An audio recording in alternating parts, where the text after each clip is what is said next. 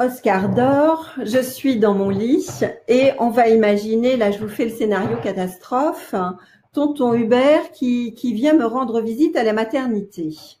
Donc mon petit Oscar est tout tendre, tout souple, vierge de tout impact. Et je vais dire à tonton Hubert, tu sais, il n'a pas encore pris le sein, je n'ai pas pu encore le nourrir, il est en train de dormir.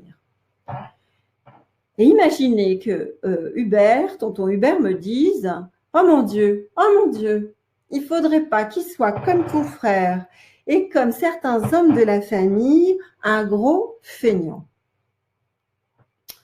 Alors, moi, je suis toute tendre, j'ai une émotivité qui est très grande, je suis à fleur de peau en tant que jeune maman, jeune accouchée. Et ces paroles rentrent en moi comme, je dirais, voilà, très, très facilement. Imaginons qu'une deuxième personne me rende visite et puis là aussi m'indique que tiens, peut-être que ce petit Oscar sera un petit peu lent ou un petit peu feignant. Et il se peut que je commence à lui coller une étiquette. Et sur cette étiquette, eh bien, il va y avoir marqué feignant ou paresseux ou lent. Alors, ce petit enfant qu'on appelle l'enfant libre en analyse transactionnelle, eh bien, très rapidement, il va récupérer, là, je vous fais une version un petit peu rapide et un peu catastrophe, il va commencer à récupérer une étiquette qui va être « je suis feignant ». Parce que ce que nous dit Don Miguel, et ce que nous savons, ce qui reprend, et c'est pour ça que j'aime les accords Toltec et la voix Toltec, c'est qu'en fait, j'ai retrouvé une synthèse extraordinaire de la psychologie humaine. En fait, tout ce que l'on doit savoir, on le retrouve, et notamment dans son ouvrage qui s'appelle Pratique de la voie Toltec. C'est celui que je préfère. Donc, c'est une synthèse du développement de l'être humain qui est très judicieuse. Première étiquette. Oscar, voilà, Oscar a pris un peu Oscar a grandi, et Oscar a grandi dans un environnement particulier. Hein, puisque nous avons tous, je vais prendre le cas classique, je dirais le plus habituel d'un foyer avec un papa, une maman, et Oscar va grandir avec l'environnement qu'il y a autour de lui. Donc, nous grandissons tous, nous développons avec l'environnement qui est là autour de nous et qui va nous permettre de nous élever.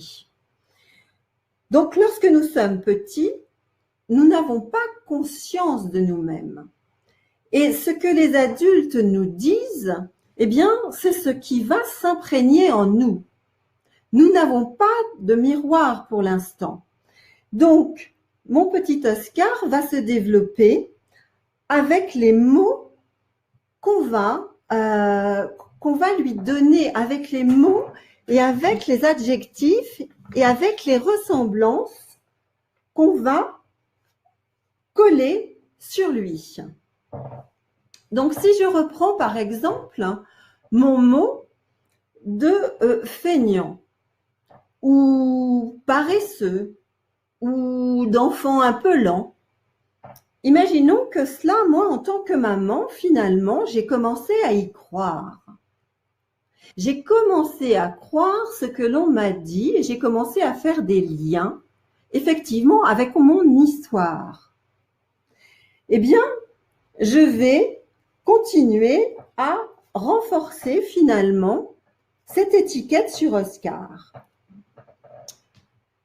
Oscar a 3 ans, il sort de l'école et sa maîtresse me dit « Vous savez, c'est le seul enfant qui n'a pas fini son dessin aujourd'hui. Les autres ont eu le temps et pas lui. » Alors je vais lui dire Mais déjà à la maternité, il était très lent et très feignant, donc cela ne m'étonne pas. Alors, qu'est-ce qui va se passer pour Oscar? Eh bien, il va récupérer encore une fois quelque chose qui va venir donner de l'intensité à cette étiquette. Et petit à petit, il va en faire un accord personnel, c'est-à-dire qu'il va s'accorder à ce que l'on voit de lui. Et il va se mouler à la forme qu'on lui donne. C'est-à-dire que l'environnement d'un enfant, vous voyez, au démarrage, nous sommes tous souples. Moi, je prends l'image d'une pâte à modeler, en fait. Au démarrage, nous sommes vraiment comme une pâte à modeler.